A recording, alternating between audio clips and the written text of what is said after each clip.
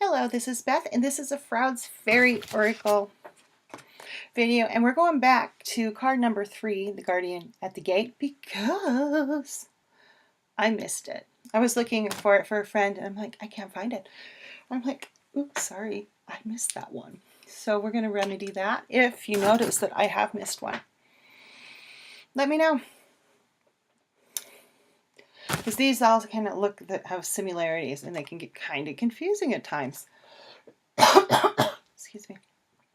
When you're looking at them and you're doing a bunch of them in a row in batch filming. So, the Guardian at the Gate.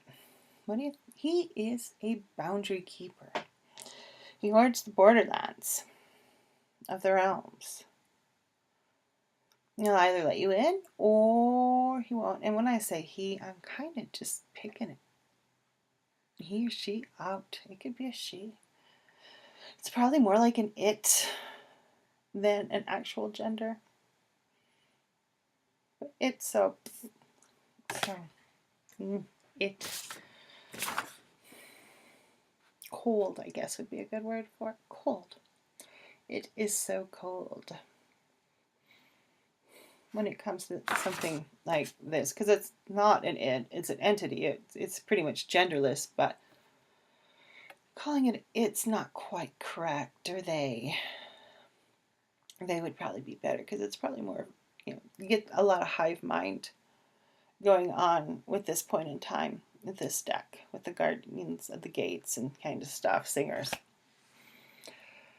But the Guardian of the Gate is about openings, about passageways into new lives and new ways of being, and a willingness to step into those new ways of life, to that new passage, to step into the unknown.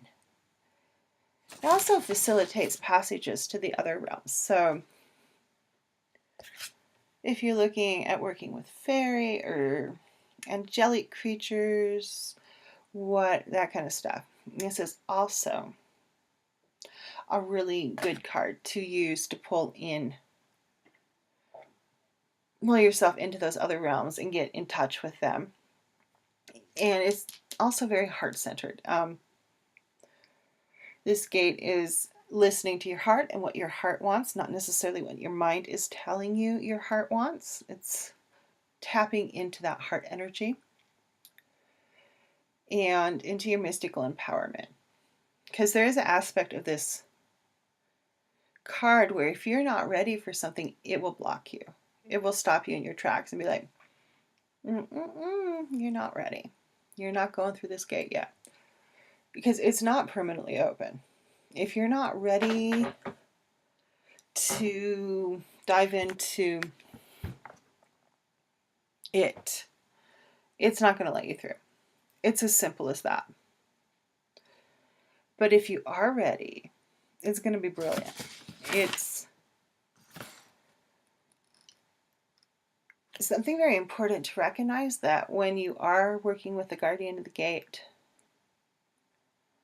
that the passages are being opened for you usually. And this is one of the few decks that I do use reversed meaning for.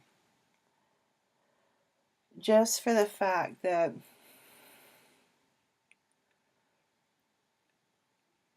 I find it can really change the meaning with this deck.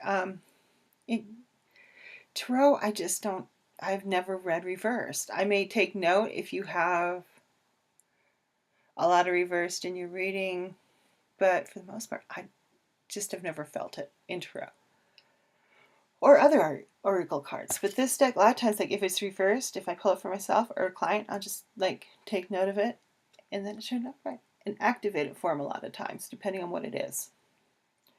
And this is one of those cards I'd be like, okay, let's activate this in their life. Let's get them ready to step through this gate.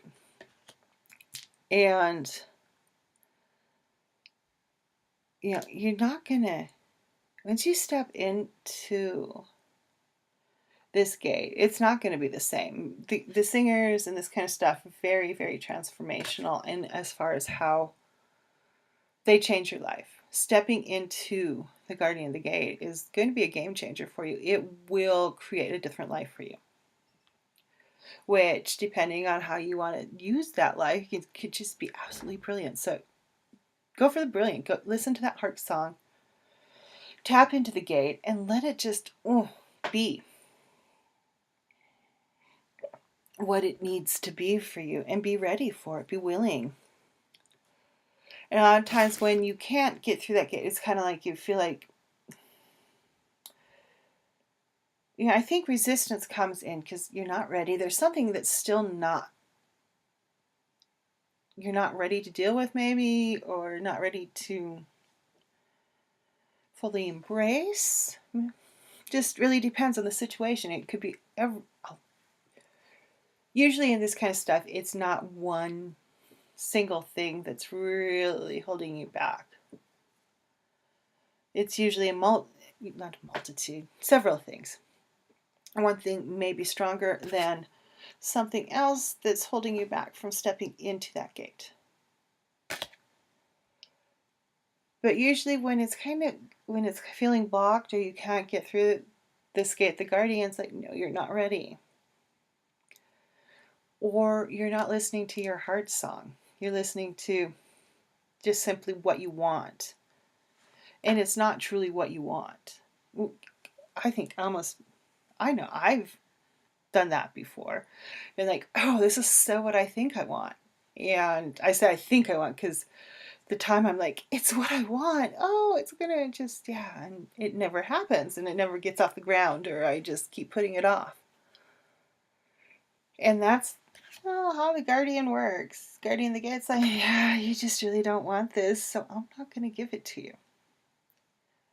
And there's a difference between things that take time and nurturing and growth, and things that just you're not working towards.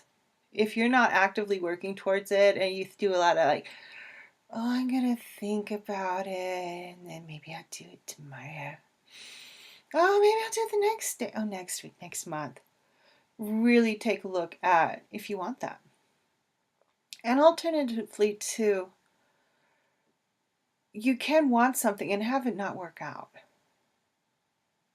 Because I've had that happen. But it turned out the thing I wanted was not that thing. It was something that was very, very, very similar to that thing. They were connected. And doing that one thing led to the other thing being knowing how to do it. So sometimes, the thing you don't really, truly want is so akin to it that it's awesome that you did the first thing, because now you understand how to do the other thing you truly want more so. So sometimes it can be a roundabout path to get you where you need to be. Other things that can happen when this card is kind of reversed is you're not paying attention to where your heart is. You have unfinished business elsewhere. See, so, it's not, with the Singers and Guardians, you don't particularly get a negative connotation with them, but you do get a connotation of usually something's not being paid attention to, you're not ready, you're not listening, or feeling, seeing, knowing, hearing, however you receive information. So, yeah, it's about stepping into what you can be and who you want to be when you grow up, whenever the hell that is. I'm still growing up, so. But really, when this dude comes into your life, get ready for change. Get ready to step into new parameters, into new, modalities of you. Because this kind of change really doesn't make you into a new person, frankly. You're still going to be you. You're just going to be more you. The more I work with spirituality, the more I've worked with formal initiations and informal initiations, the more it's just brought the core of me out.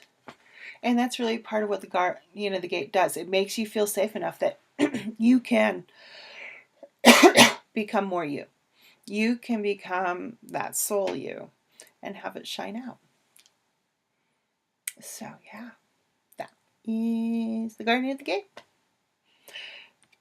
And I'll kind of be checking probably to make sure I haven't missed others, especially the singers. The singers just get confusing. I remember having a point where I'm like, think I actually did this one and thought it was uploaded and deleted the video. But, well, it's okay. That's how it's supposed to be.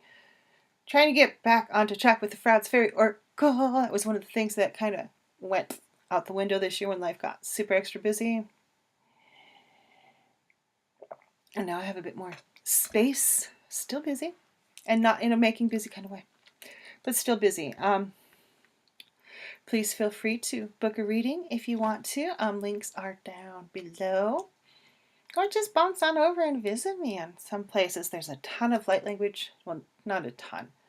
There's getting to be a ton. Let's put it that way. Of light language stuff on my SoundCloud. So if you're interested in trying that on, take a listen and don't forget to subscribe and all that kind of fun stuff. Okay. I'll see you later. Much love. Thanks for watching. Bye-bye.